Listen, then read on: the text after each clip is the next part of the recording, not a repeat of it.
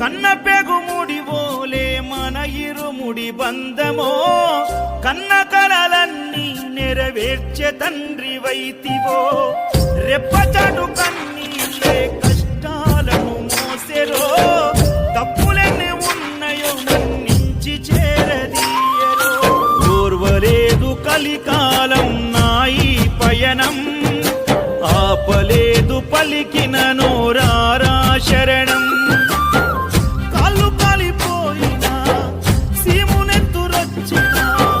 సల్ల సెమటలు వట్టి సొమ్మసిల్లినా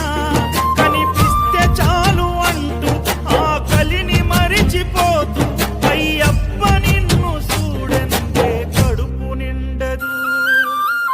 ఎంత దూరం